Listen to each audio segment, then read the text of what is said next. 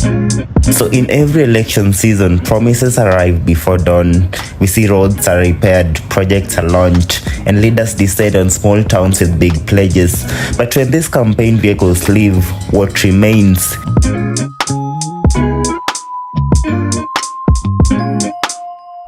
In Alcalá, for example, the headquarters of Nyandarua County, development has become more than a public good. For many residents, it has become a campaign language. Pesa ile iko huku kidogo kabisa, 1,500, pesa ni mingi kabisa. Tumekula kukula.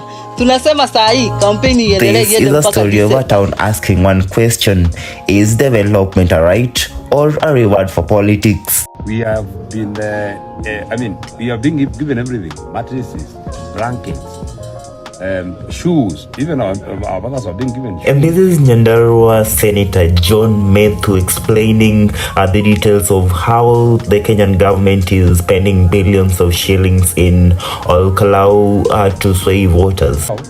You eat his beans, you eat his rice, you sleep on his mattress, you cover yourself with his blanket, you wake up and buy bread with his money, and then you go and vote for Sammy Douglas Kamau because it's the people's choice, and that is the decision of the nation.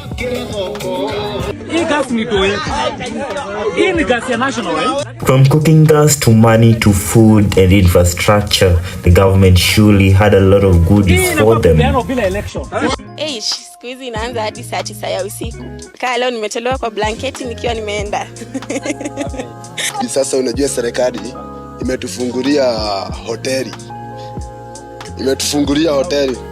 So mimi nikiwa nimevaa kofia DCP juu, watu wa serikali wakiingia ni kutoa tu, naingia kwa mkutano ya tunapata 330, lakini watufikishia hata kama ni ngili. Bibi na bwana hakuna, kwa sababu bibi analauka usiku au hata harari, kwa sababu kuna hiyo mikutano ya usiku.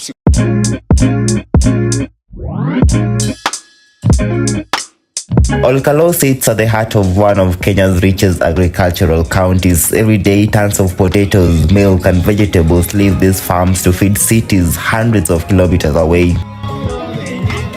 Across the country, election seasons often brings rewarded government activities. Critics say this raises difficult questions about whether public resources are being distributed according to need or political timing. Miraculously and curiously, the government of Kenya's development agenda has crystallized in one constituency at the same time.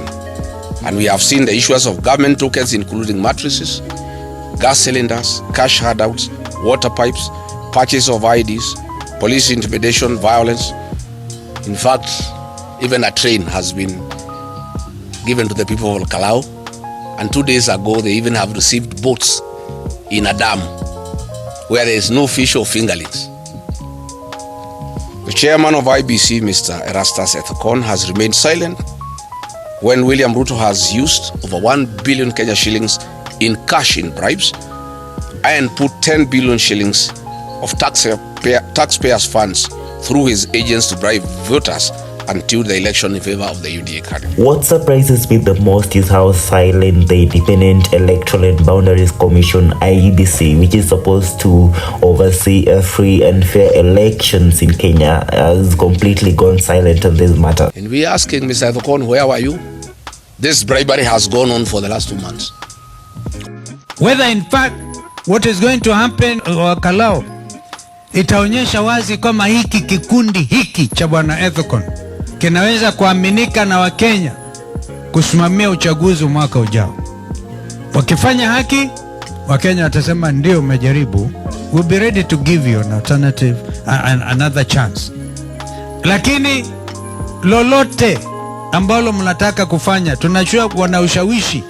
Wameenda kwa bwana Ruto usiku, ile kikundi ambacho wanapigana na DCP huko, wakamwambia bwana Ruto, wakamwambia hebu ambia bwana Ethekon hii uchaguzi upelekwe mbele, kwa sababu tunaona tunashindwa, tunataka angalau tupate nafasi.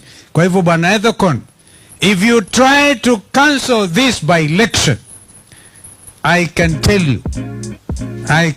you, you will have cancelled yourself out of the imagination of the Kenyan people.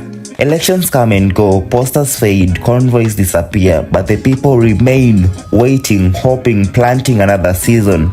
For the people of all Kalau, perhaps the greatest promise is not another campaign. It is the hope that development will one day stop arriving only when politicians do.